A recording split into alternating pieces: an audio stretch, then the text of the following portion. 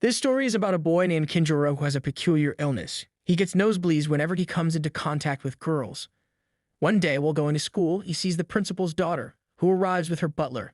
When the butler goes downstairs to the restroom, Kinjuro accidentally ends up there too and mistakenly opens the door to find the butler, surprisingly revealing that the butler, who the entire school he thought was a boy, is actually a girl. What will change in the story with this revelation? What happens next in the story? To find out, watch our series today. So without wasting any time, let's start the video. At the beginning of the story, we see Kinjuro, an ordinary boy who, like every other day, was sleeping in his room when suddenly his sister enters and performs a wrestling move on him, startling him awake and in pain. This has become quite usual for Kinjuro as his sister is just like their mother, both interested in wrestling. His mother was once a renowned wrestler who defeated many wrestlers in her time, and following in her footsteps, his daughter is advancing in the same field. Now Kinjuro's mother has gone abroad to wrestle with different wrestlers from various countries to prove herself as a formidable wrestler. Meanwhile, Kinjuro's father passed away some time ago. After taking a beating from his sister, Kinjuro sits down for breakfast and then heads to school. Upon nearing the school, he spots a car from which a butler is helping a beautiful girl alight. The butler's name is Kano and the beautiful girl is named Suzuki. Here, the most surprising thing was that Kano was quite famous among all the girls in the school, and Kinjuro was well aware of this fact. Meanwhile, Suzuki, who was Kano's boss, was actually the daughter of the school principal and therefore the only girl who had permission to bring a butler to school. After dropping Suzuki off at her class, Kano leaves for some work, and elsewhere Kinjuro, while with a friend, avoids a girl who tries to touch him. He then makes it clear to everyone that he prefers to stay away from girls. And with that, he retreats to an abandoned restroom to check if his nose was bleeding. Kinjuro is quite sensitive when it comes to girls. His nose starts bleeding whenever he comes into contact with them, which is why he thinks it's better to stay away from them. As he was about to enter the restroom, he opens the door and sees the same butler who was with Suzuki and notices the butler wearing women's underwear. Surprised by this, Kinjuro steps back without saying anything. Kinjuro realizes that perhaps the butler also enjoys wearing women's underwear, so he decides to keep this information to himself. However, Kano stops him from leaving and advises him not to think about leaving because he is about to do something that will make Kinjuro forget everything that happened here. Kinjuro was not one to back down easily, so he accepted the challenge. However, when it came time to fight, he started to run away. Despite his efforts, he couldn't escape for long and ended up caught in the butler's grasp. The next round of their fight began, and accidentally, Kinjuro fell on the butler and his hand landed on the butler's body. To his surprise, he realized that the butler, whom he thought was a boy, was actually a girl. At this moment, Kinjuro's nose started to bleed, which angered Kano even more. After learning this truth, Kinjuro tried to escape, but this time he fainted and was caught by the butler. When he regained consciousness, he found himself in an infirmary, with one arm and one leg chained. As he fully came to his senses, Suzuki approached him. She was actually the girl who had chained his arms and legs and left him there. Suzuki then revealed that she would keep him chained here until she killed him. She didn't want anyone else to find out the truth about her butler, Kano. Suzuki also explained that Kano and her family had been the rightful butlers for her house for many generations. However, because Kano was a girl, she was initially forbidden from taking on this role. Nevertheless, Kano had resolved to stay with Suzuki by any means necessary, so after much insistence, she was granted permission to attend school, but with the condition that she must keep her true identity as a girl hidden from everyone. Afterwards, Suzuki shifts the curtain of the bed next to them, revealing Kano herself, who was also chained by her hands and feet. Suzuki then threatens Kinjuro to keep this fact and truth hidden from everyone. Initially, he refuses, but then Suzuki talks about releasing Kano, who, once freed, was planning to kill him. Therefore, to save his own life, Kinjuro agrees to do whatever Suzuki was about to tell him. Taking advantage of the situation, Suzuki tells Kinjuro that if he wants to stay alive, he must follow a condition. He must keep Kano's secret. In return, Kano would help him solve his nosebleed problem. Unable to ignore any of Suzuki's demands, Kano agrees to the terms. Subsequently, Kinjuro is released, and the next day he wakes up at home, seeing his sister quickly heading off to school. Meanwhile, when Kinjuro goes to the bathroom, he is surprised to see Kano there. He learns that according to their agreement, he would have to live with Kano for the next few days, so she could monitor him at all times. During this time, Kano, while getting ready after a bath, notices Kinjuro opening the door. Concerned for her dignity, she slaps him twice. After saying goodbye to Suzuki at her house, Kano immediately goes to meet Kinjuro so they can go to school together. Upon arriving at school, Kinjuro, reflecting on everything that had happened in the last day, is studying when his friend asks him if he and Kano had become close friends. Kinjuro is puzzled by the question and wonders why his friend would ask such a thing. His friend then explains that he came to school with Kano that day, which had been noticed by everyone at school. Kinjoro clarifies that they had just met on the way, so he ended up coming to school with her. Sensing the situation, his friend warns him about Kano's fan following at school, which has even formed its own group. Now, this group has set their sights on him, and they could attack him at any time. Despite hearing this, Kinjoro doesn't take the warning seriously. As he was leaving class, a girl from that group attacks him from behind, but just in time, another girl comes to his rescue. This incident reveals that another group has formed opposing Kano's fan club, and they have been protecting all the victims from her fans. After ensuring his safety, Kinjoro meets Suzuki, who comes to apologize for her actions. She gives him a paper that allows him to ask Kano to do any task for him. Kinjoro is astonished, realizing that with this paper he could make things happen that most boys only dream of. Suzuki then directly suggests that after school, Kinjoro should go on a date with Kano to help reduce his nosebleed problem as part of her mission. He does exactly that, and after school, he goes on a date with Kano. Meanwhile, Suzuki watches them from a nearby cafe and calls Kano to remind her of her mission. Initially, as part of the mission, she instructs Kano to show up in her school dress, which Kano does. Then, Suzuki tells them to spend some time together and enjoy themselves. Afterwards, Kinjoro and Kano go to a gaming arcade, where Kinjoro notices Kano looking sadly at a teddy bear. He decides to win the teddy bear for her, and he succeeds, making Kano very happy.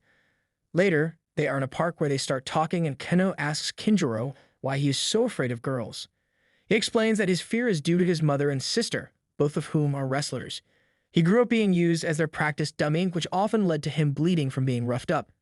Consequently, now whenever he comes into contact with a girl, his nose automatically starts bleeding. During their conversation, Kano receives another call from Suzuki, reminding her of her next mission. Following her boss's instructions, Kano moves close to Kinjoro, blows gently in his ear, and manages to knock him out. Afterwards, Suzuki reminds Kinjoro over the phone about the paper she had given him earlier that morning, and he presents it to Kano, who is astonished to see it. She is shocked at how the paper ended up with her. But despite her reluctance, she becomes Kinjoro's servant and agrees to do everything he might ask of her. Seeing the situation deteriorate, Kinjoro realizes things are about to escalate. Just then, his sister arrives and calms things down. His sister tells him that she had been following them since the morning and was shocked to see that Kano, who she thought was a boy, was actually dressing and acting like a girl to get close to her brother. Unable to bear the thought of her brother being close to what she thought was another boy, she was ready to confront Kano, mistaking her for a boy. However, when his sister attempts to attack Kano, she ends up being pushed back and retreats in defeat. Suzuki then comes out and reveals that she had been watching everything from the beginning. Following the incident, Kinjoro goes home where he tries to appease his sister, but is surprised to find her so angry that she had damaged his favorite teddy bear. So he takes the teddy bear to his room to take good care of it. The next day arrives and we see Kano once again at Kinjoro's house to take him to school, but upon seeing her, Kinjoro's sister retreats back to her room. While on their way to school, Kano shares with Kinjoro that his sister has been ignoring her. As they talk, they reach school where they learn that all students had to give their measurements that day. Kinjoro becomes particularly worried for Kano because he knows that during the measurement process, it could be revealed that Kano is a girl. However, Kano had already discussed this matter with Suzuki, who assured her that as long as Kinjoro was with her, she had nothing to fear. So Kano quickly covers up her body with clothes before heading to the testing area. Despite this, Kinjoro's fear was not alleviated. He was concerned that Kano's true identity could be exposed during her measurement. To prevent this, he steps forward and requests the teacher to allow him to take Kano's measurements himself. When it was Kinjoro's turn, he was surprised to see a nurse in front of him, which made him anxious. However, Kano stepped in and started taking his measurements herself. Next, it was time to measure heartbeats, and feeling worried for Kano again, Kinjoro decided to take her heartbeat himself. Instead of using instruments, he hugged Kano and listened to her heartbeats directly. This unusual method surprised all the students in the class. After the class ended, Kinjoro and Kano found themselves alone together. For the first time, Kano felt deeply touched because someone had done so much for her. Gradually, she started feeling closer to Kinjoro, and they decided to start calling each other by their first names. After their conversation, Kano, feeling relaxed, fell asleep on Kinjoro's shoulder. At that moment, Suzuki arrived and seeing Kano sleeping, explained to Kinjoro that when Kano sleeps on someone's shoulder, it means she truly trusts that person and considers them close. Afterwards, Kinjoro returns home where he notices his sister looking troubled. She wanted to tell him something, and what she revealed left Kinjoro utterly astonished. She confessed that she had fallen in love with Kano. This change of heart happened after their last fight when she was impressed by Kano's strong reflexes, which made her develop feelings for Kano. This was also why she had started ignoring her. The next day arrives and Kano comes early in the morning to take Kinjiro to school. However, just then, Kinjiro's sister arrives, sees Kano, becomes embarrassed, and quickly goes back inside. Later, Kinjiro shares this with Suzuki, expressing his concern because his sister has been staying in her room more than usual. Suzuki tells him that he is unnecessarily worried about his sister because she has been eavesdropping on their conversations. When Kinjiro turns around, he is surprised to see his sister there. His sister then tries to find out what Kano thinks of her, but Suzuki interrupts their conversation, stating that Kano has feelings for her brother. Hearing this, Kinjiro's sister is left quite shocked. At the same time, Suzuki assures her that there is no need to worry because she and Kinjiro are involved. Suzuki then decides to help his sister, which makes her very happy. Suzuki pulls out a ticket for a pool and plans to organize a double date using this opportunity. The next day, Kinjiro, along with his sister, meets Suzuki and Kano, where Kano appears somewhat sensitive and had even brought a gun for Suzuki's protection in case it was needed. They all then head to the pool. During this time, Kinjiro and Kano change in the boys' changing room. When they come out, they are surprised to see Suzuki and Kinjiro's sister in swimming suits. During the pool visit, Kinjiro's sister invites Kano to join her so she could help teach her to swim, and she does. Meanwhile, Kinjiro and Suzuki spend time together, during which Suzuki shares a childhood story where she and Kano were once kidnapped by some people by mistake.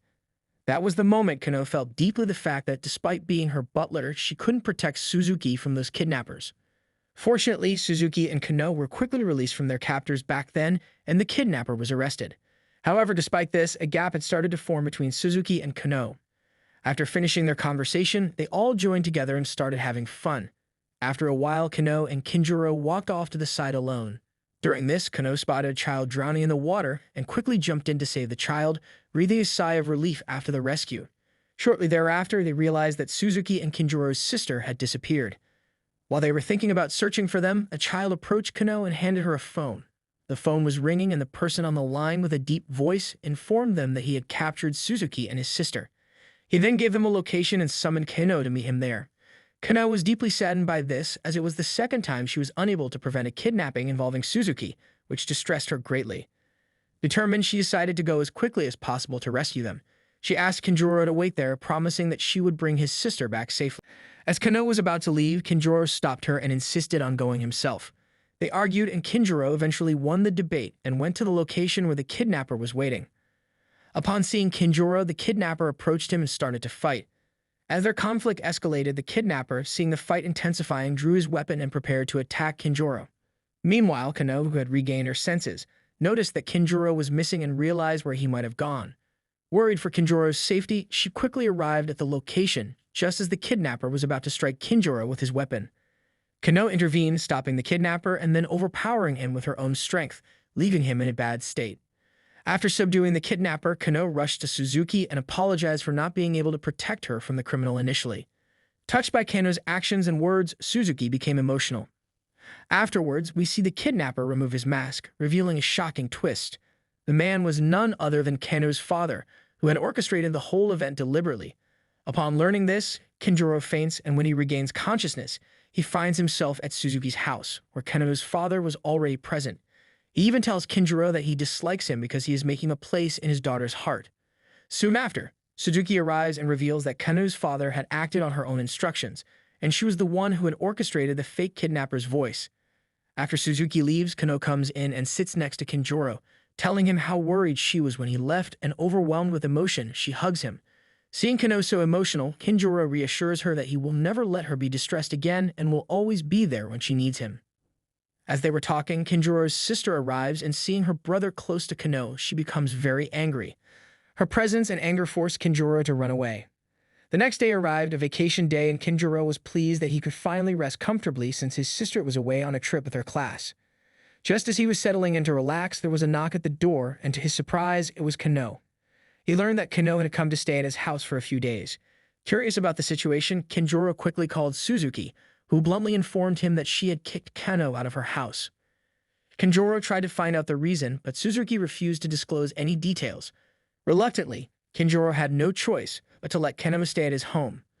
Kano, upon settling in, told Kinjiro that although she was staying at his house, she didn't want to do anything for free, so she offered to work as his butler in return. Kano also learned that Kinjiro's sister was not at home, which worried her because now they were alone in the house. However, when Kinjiro mentioned he was going to sleep, Kano disapproved, arguing that he shouldn't waste his free time sleeping. She decided to take him with her to practice fighting instead.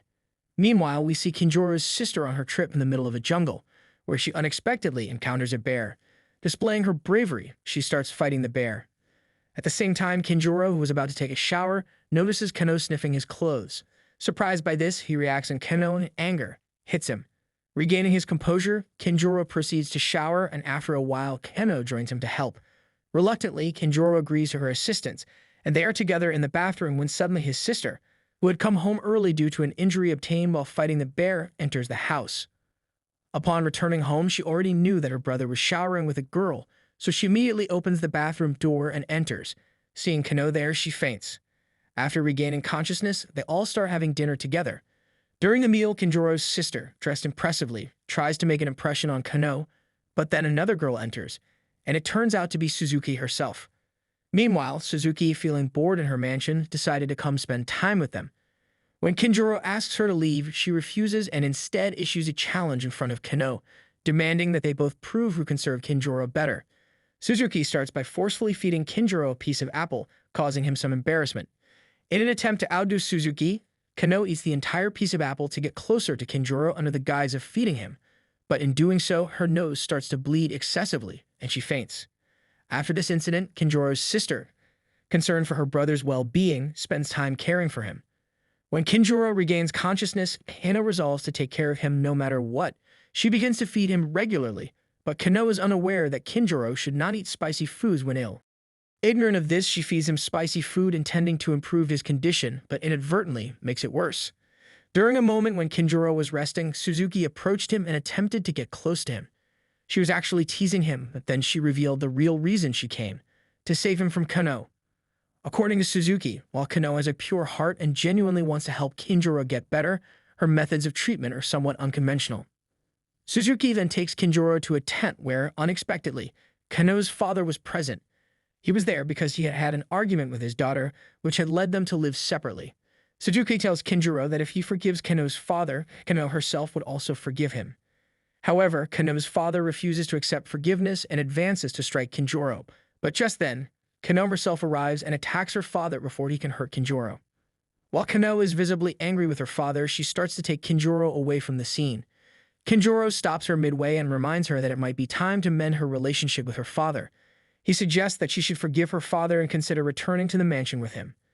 However, Kano refuses to follow his advice and then explains that the last time she saw him faint, she also saw his sister worried about him. She wanted to express that seeing him hurt was possible any time. Suddenly, Kinjiro faints and collapses. Seeing Kinjiro unconscious, Kano becomes even more concerned, but at that moment, Kinjiro remembers his promise to Kano that he would never let her be sad and would always be there when she needed him. Upon regaining consciousness, Kinjiro stands up and assures Kano that he is not weak and won't die easily, so she shouldn't worry about him. This reassures Kano somewhat, and she decides to follow his lead. The next day, Kano meets Kinjiro and tells him that she has forgiven her father and is considering moving back into the mansion with him. She also expresses that Kinjiro is an important friend in her life and that she couldn't bear to see him out of her sight, urging him to keep his promise not to die. After saying this, Kano leaves and then Suzuki arrives. Seeing the development of their relationship, she feels happy for them and even remarks that they are getting closer to each other, and that Kinjiro is also winning her heart in the process. Then suddenly, Suzuki approaches Kinjiro and kisses him, leaving him quite surprised. The next day introduces us to a new character in the story, a girl in her class who stands out from the rest. She finds herself on the school's rooftop, where she sees Kano standing quietly and experiences love at first sight. The following day, this girl rides her scooter to school, and on the way, she has an accident and ends up colliding with Kinjiro. When she regains consciousness, she thinks she has killed Kinjiro and starts to run away, but she is stunned to find him unharmed. During the accident, Kinjiro's glasses had ended up with the girl, and now Kinjiro approaches her to retrieve them. Misunderstanding his intentions, she starts hitting him. However, once she realizes the misunderstanding about the glasses, she apologizes to Kinjiro. She then introduces herself as Asumi, a second-year student at their school. Curious, Asumi asks Kinjiro about his relationship with Kano. Initially surprised, Kinjiro tells her that he and Kano are just good friends and nothing more. Asumi senses that Kinjiro is not being entirely truthful, gets angry, and unexpectedly hits him with her shoe, causing Kinjiro to faint. When Kinjiro regained consciousness, he found himself in the infirmary and learned that Kano had seen him lying on the road and had brought him there. During their conversation, Kano asked why he had been ignoring Suzuki lately. The truth was, ever since Suzuki had kissed him, he had been avoiding her, but he couldn't bring himself to tell Kano this. Their conversation then shifted to the upcoming school festival, and Kano suggested that they spend the day together, which Kinjiro readily agreed to. Pleased with his response, Kano noticed Kinjiro's sad expression and decided to resolve whatever was troubling him.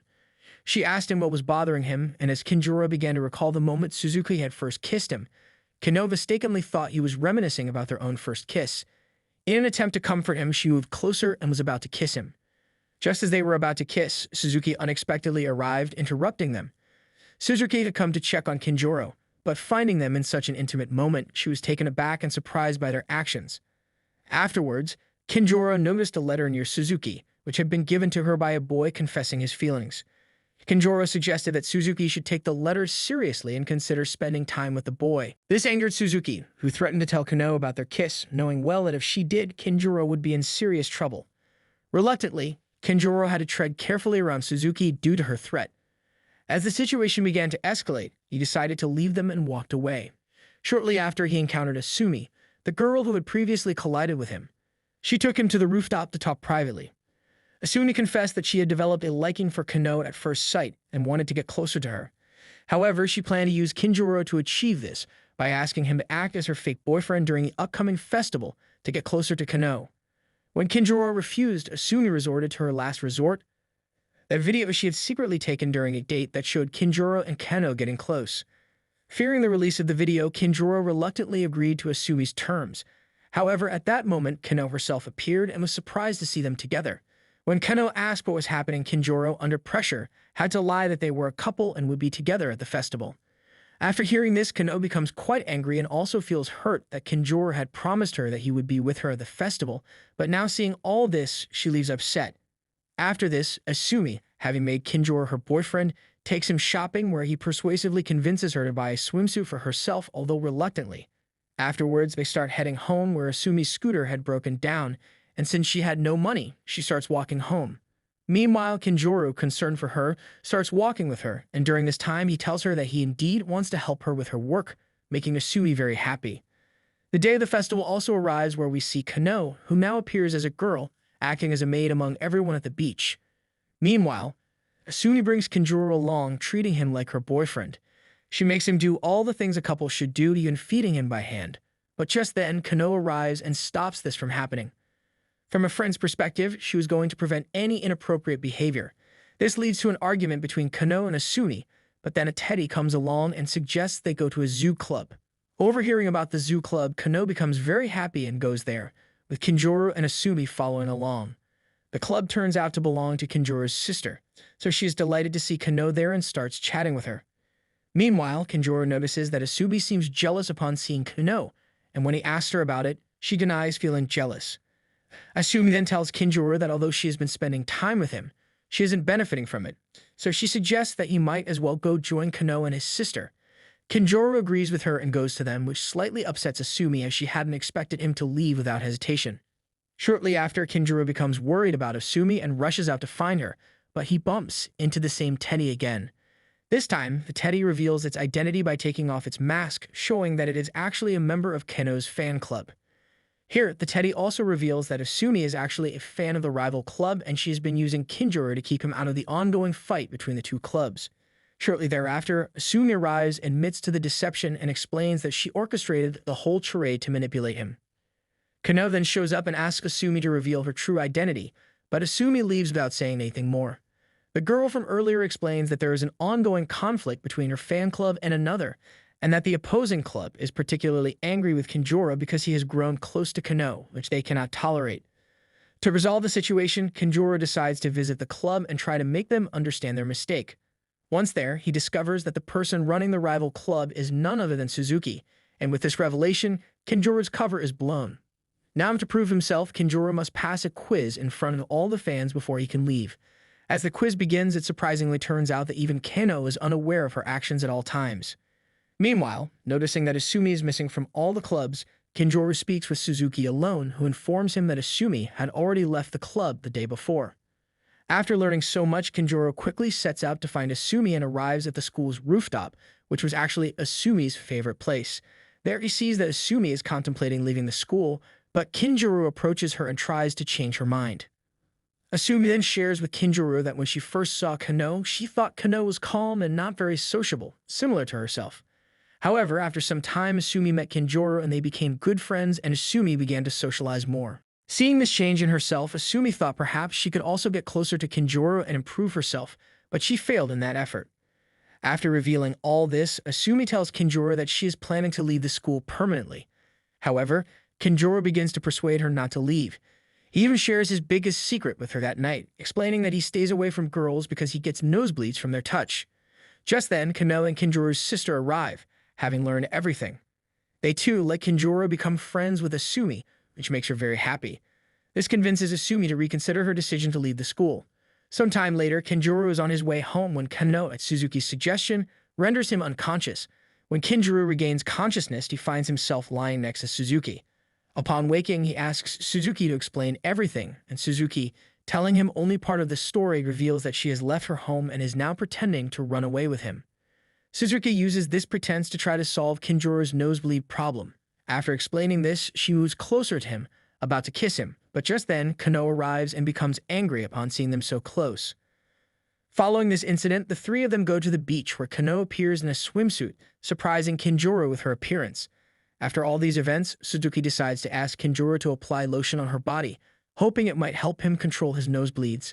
Kinjuro does as she asks, but the other girls nearby hear Suzuki's voice and begin to suspect something. In the meantime, Kinjuro goes to the shop under the pretext of getting beer for them, but he is surprised to find that his sister Asumi and Teddy Girl were already there. She had actually come to the beach with her class, but suddenly they all scattered due to a shark sighting and ended up at this spot. While Kinjuro is talking with them, he gets a call from Suzuki asking where he is. Seeing the opportunity, he tells them not to come over because their arrival might reveal Kano's true identity to the girls. Despite his efforts to dissuade them, Suzuki and Kano show up. Kinjuro quickly takes them aside, pulls out a pair of glasses, and puts them on Kano to disguise her identity. Soon, the other girls arrive, and Asumi wonders what Kano is doing disguised as a girl. Then Suzuki tells everyone that the person they think is Kano is actually Kano's sister. After this explanation, the girls start trusting Suzuki. Shortly after, Asumi takes Kinjuro aside to apologize for mistakenly suspecting Kano. While they are still talking, Suzuki arrives, comes close to Kinjuro, and starts introducing herself as his fiancée, advising him to stay away from her. Here, Asumi brings Kinjuro close and tells everyone how close she is to him, even claiming that Kinjuro has touched and felt her everywhere. While this conversation unfolds, Kano overhears everything and Kinjuro approaches her to explain the truth. He reveals that Asumi had promised to cure his nosebleed, which is why he went to her house, but things got uncomfortably close there. However, Kinjuro clarifies that he left quickly, and nothing further happened between them. Kano eventually believes his explanation, and later they all come together to work as a team. Just then, Kano's father arrives intending to take his daughter home, but Suzuki and others start referring to him as a stranger, forcing Kano's father to reluctantly back down. That same night, we see Teddy Girl planning for the upcoming festival, during which she hands Kano a book intended for her to read. When Kano realizes the book is inappropriate, she throws it away. But as Teddy Girl tries to save the book, she accidentally falls.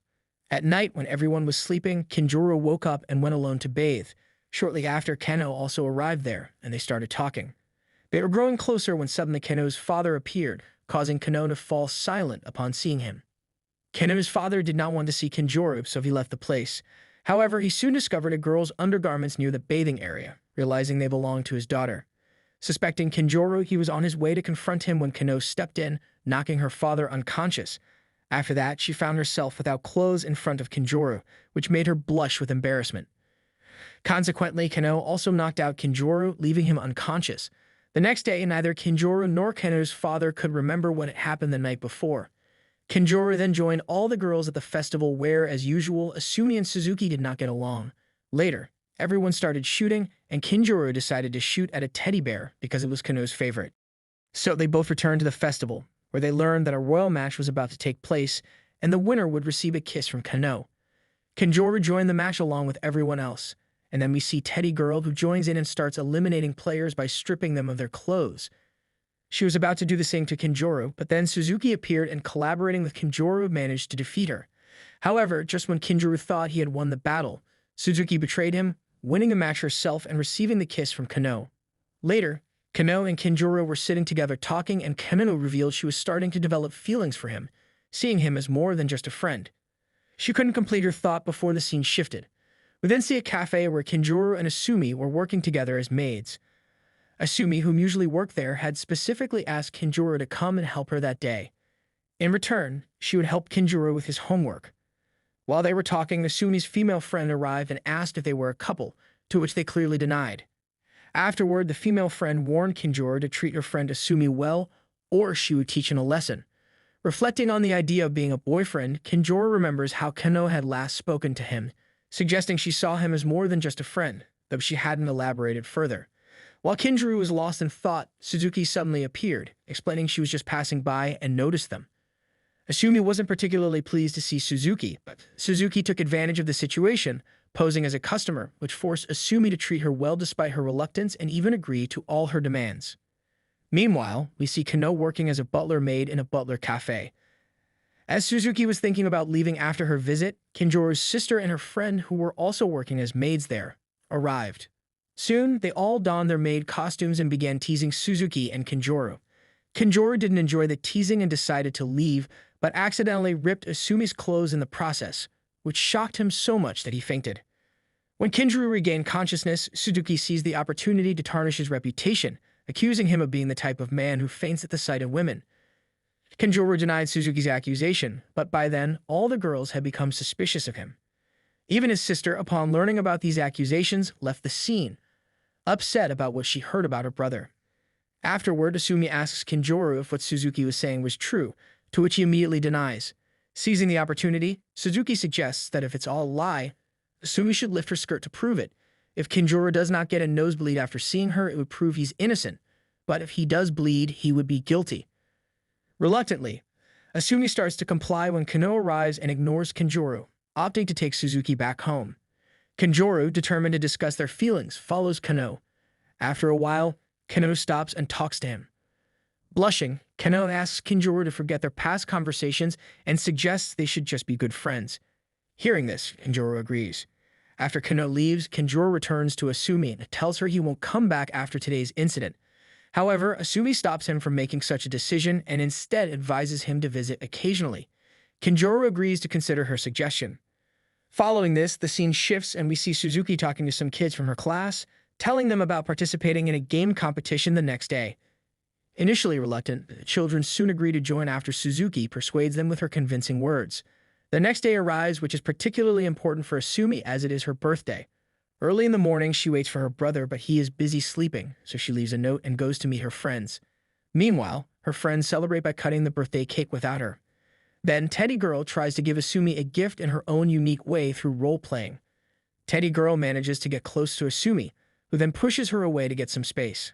Later, a special gift is set aside for Kinjiro's sister, where they take her to the cafe where Kano is present. She is delighted to see Kano there, and Kano gives her a birthday gift.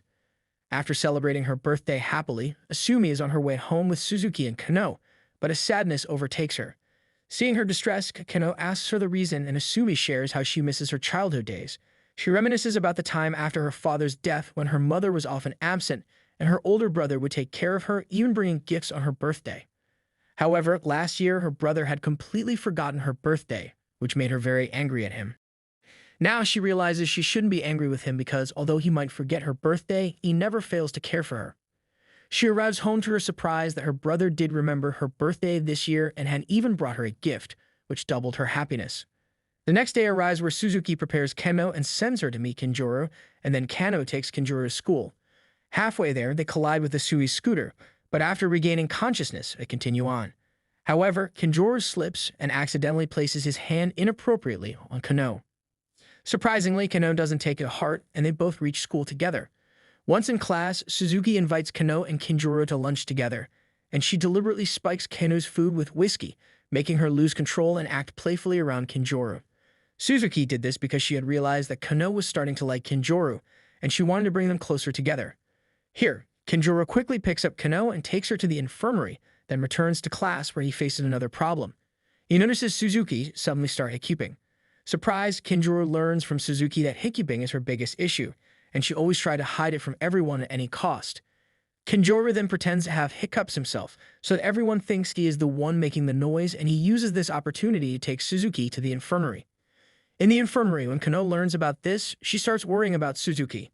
She reveals that when Suzuki was 5 years old, she had a similar hiccuping episode, and everyone made a big deal out of it, making it a significant issue for her.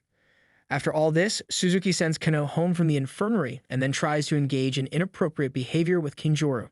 Just then, Kano returns and is shocked to find them in such a state. Seeing them behave this way, Kano is unable to do anything, so she decides to take Suzuki away. While deep in thought about the situation, Kano fails to notice Suzuki slipping and she starts to fall. Due to her mistake, Kano was unable to prevent Suzuki from falling and injuring her leg. When Suzuki regained consciousness, Kano felt very angry with herself and started to leave. Kinjuro tried to stop her, but at that moment, Kano's father arrived and informed them that Kano had been dismissed from her butler position because she failed to take proper care of Suzuki. Suzuki then appeared and urged Kano's father to reconsider the decision, but there was nothing she could do as it was Kano's fault and the rules dictated that she had to step down from her butler position. Kano's father also told them that Kano no longer needed to disguise herself as a boy and could live a normal life. Realizing it was her own fault, Kano understood that she could not return to being a butler, so she started to leave, but Kinjuro followed her. He caught up with her halfway, but Kano told him that she could now live a good life as a normal girl and no longer needed to worry about being a butler. After saying this, Kano kisses Kinjuro and then leaves. Kinjuro faints from the shock of the kiss, and when he regains consciousness, he finds that Asumi was the one who had revived him. Kinjuro then shares everything with Asumi and tells her he must go to Kano immediately, or she might leave forever. Asumi agrees to help him and drives him to the place where Kano had been staying. Unbeknownst to others, Kano had planned to leave everything behind and had not told anyone about this location. Upon arriving, Kinjuro tells Kano that it doesn't matter to him whether she continues to be a butler, but that he always wanted to remain her friend. He successfully convinces her that she should return to her loved ones. Kano agrees, but they decide to spend that night there alone. After bathing together, they go to their room. Kinjuro is surprised to find himself alone in a room with Kano, but all he could do was think, unable to take any action. Taking advantage of the situation, Kano moves closer and falls asleep next to Kinjuro, who then struggles to keep himself under control.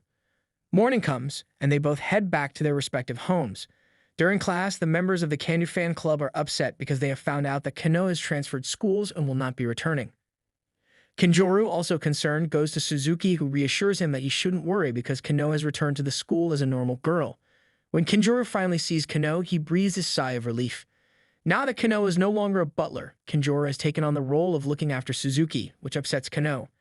When she joins Kinjuro for lunch on the rooftop, she expresses her feelings and Kinjuro realizes what he needs to do to fix everything. He quickly goes to meet with Kano's fan club, where before he can speak, they start attacking him. Managing to escape harm, Kinjuro kneels before them and pleads for their help to work together to make Kano a butler again. The next day, Kinjuro and others start petitioning, where everyone raised the issue that Kano should become a butler again and take care of Suzuki. Kano was watching all this and Kinjuro tells her how much everyone likes her and that she should become a butler again. This touches Kano deeply and she decides to become a butler once more, making everyone at school happy again. That night, we see Kinjuro, who was called over by a message from Kano. Upon arriving, he is surprised to see Kano dressed in girl's clothes, but before he can fully comprehend the situation, Kano confesses her love for him. After hearing this, Kano is ready to kiss him, but Kinjuro hesitates. Seeing him hesitant, Suzuki comes out from behind and encourages them to kiss. After the kiss, the two of them become a couple, and with that, the series comes to an end.